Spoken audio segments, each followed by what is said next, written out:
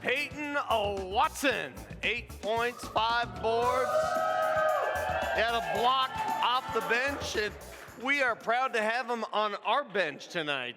First of all, congratulations, man. What a comeback. Thank you, brother. Thank you. Yeah, no, it was a big time win. What was the message at halftime? Because you couldn't find anything offensively. You were 115 from 3 in the first half. What are coaches telling you in the locker room? Just tell us that we need good quality shots.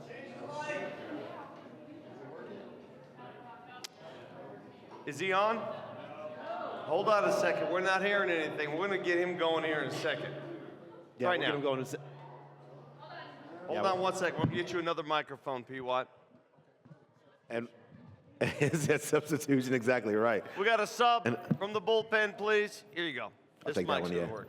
We'll move that one. All right, so I asked him the question. Should work, yeah. Halftime. Yeah. What did the coaches tell you at the half? Just tell us that we were getting great quality shots. You know, scoring has never been our issue as a team, so he was just telling us about how it was all about locking in on the defensive end and doing what we could to stop them from scoring.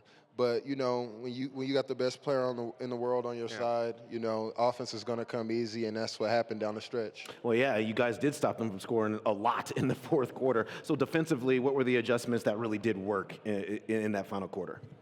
I think just being a little bit more aggressive, and we started to switch the Jaren Jackson and guard ball screens, and I think that helped us a lot because it took his pop out of the game, and it kind of forced him to do something different and get some different looks up. But I'm glad that we picked up our intensity. They're coming off a back-to-back, so we knew that they would be a little tired, especially out here in the altitude, and we just tried our best to execute down the stretch. You had that sweet swat on Jaren Jackson. You're not afraid to contend against anybody, no matter how big they are. Did you measure him up and say, all right, I got it?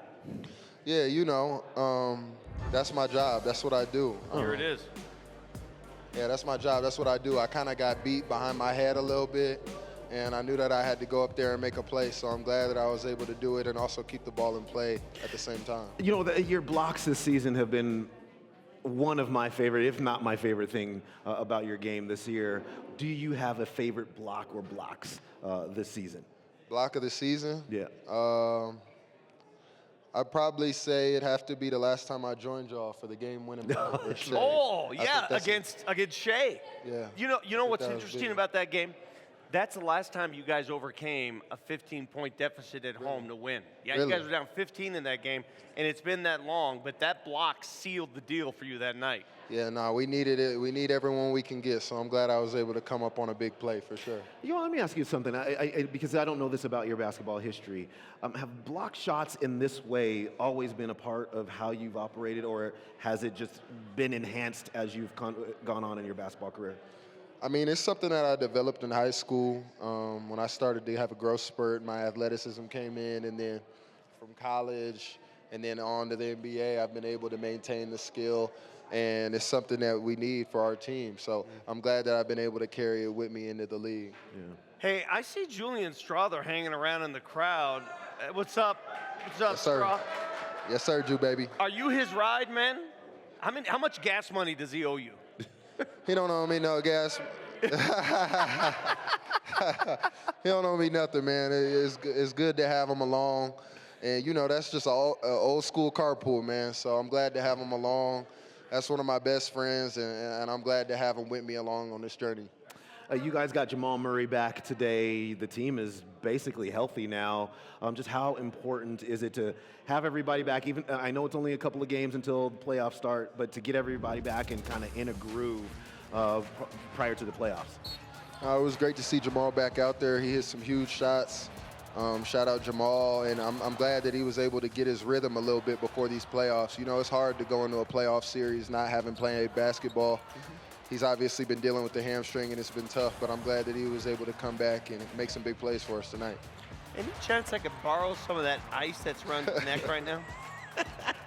We got to win another championship. These the chains Coach Malone was wearing on championship day. You let him wear those? Yeah, he wore these at the parade. You don't remember? Yeah, I do. Okay, so Yeah, y'all remember? We do. Yeah. I'm glad you brought that up because I want to know, when you got the news Tuesday morning, were you as shocked as everybody else? Yeah, I think the timing is what shocked all of us. Just with 3 games left in the season.